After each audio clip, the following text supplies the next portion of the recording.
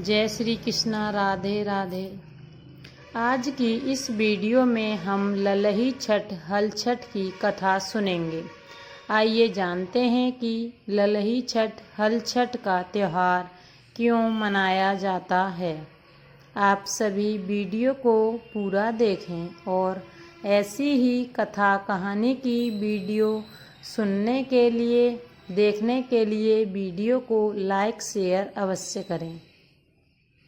सनातन धर्म में भाद्रपद कृष्ण पक्ष की षष्ठी तिथि को विशेष महत्व माना गया है।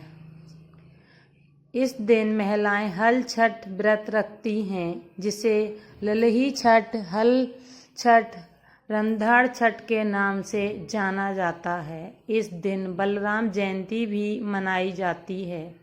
हल छठ का पर्व जन्माष्टमी से 2 दिन पहले मनाया जाता है। इसे ललही छठ, बलदेव छठ, रंधन छठ, चंदन छठ, हर छठ, तीन छठी छठ, तिन्नी छठ आदि नामों से भी जाना जाता है।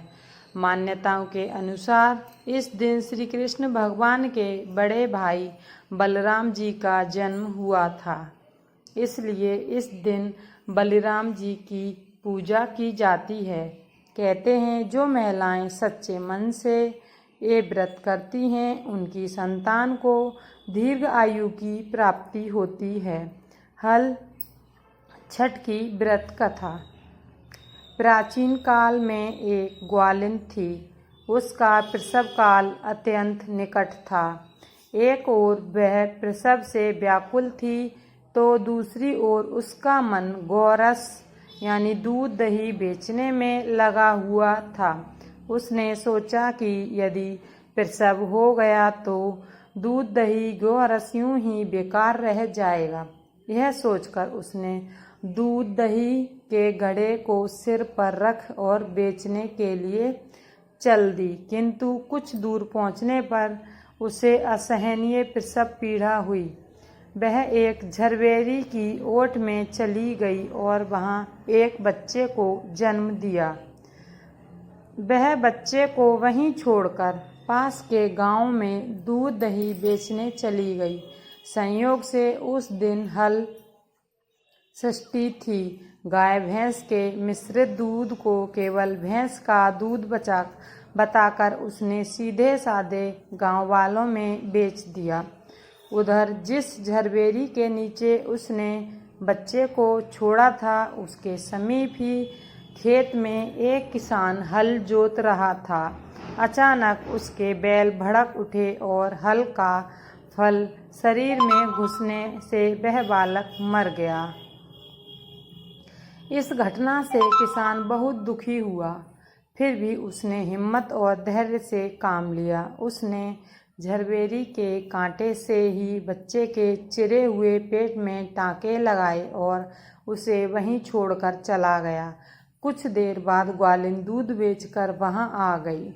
बच्चे की ऐसी दशा देखकर उसे समझते देर नहीं लगी कि यह सब उसके पाप की सजा है।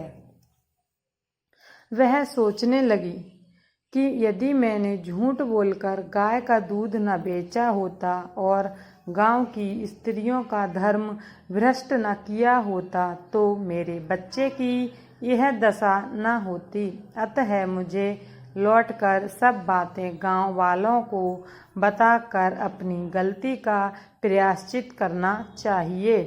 ऐसा निश्चय कर वह उस गांव में पहुंची जहां उसने दूध दही बेचा था।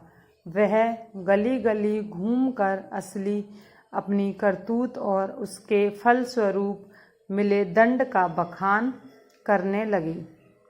तब स्त्रियों ने स्वधर्म रक्षार्थ और उस पर रहम खाकर उसे क्षमा कर दिया और आशीर्वाद दिया। बहुत सी स्त्रियों द्वारा आशीर्वाद लेकर जब वह पुनः झरबेरी के नीचे पहुंची तो यह देखकर आश्चर्यचकित रह गई कि वहां उसका पुत्र जीवित अवस्था में पड़ा है। तभी उसने स्वार्थ के लिए झूठ बोलने को ब्रह्म हत्या के समान समझा। और कभी झूठ न बोलने का प्रण कर लिया। कथा सुनने से मिलने वाले लाभ। हल छठ व्रत करने तथा कथा सुनने से संतान को लंबी आयु तथा सुखी जीवन का आशीर्वाद मिलता है। नंबर 2, यह व्रत रखने से बलराम यानी शेषनाग का आशीर्वाद प्राप्त होता है। नंबर 3, यह व्रत रखने से संतान बलराम की तरह ही बलशाली होती है। नंबर 4, संतान की रक्षा के लिए यह व्रत अधिक महत्वपूर्ण होने के कारण पूरे मन से यह व्रत करने से संतान के जीवन के कष्ट नष्ट हो जाते हैं। नंबर 5, इस व्रत को हल की पूजा करने का महत्व है।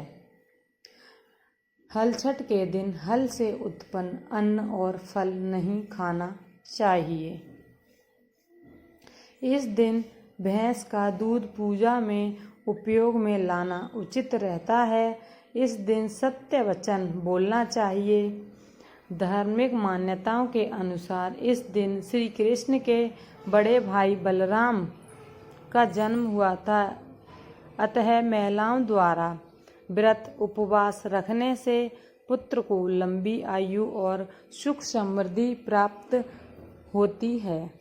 ऐसी ही धार्मिक ज्ञानवर्धक कहानी और कथा सुनने के लिए वीडियो को लाइक शेयर अवश्य करें। चैनल पर नए हैं तो चैनल को सब्सक्राइब जरूर करें। जय श्री कृष्णा। राधे राधे।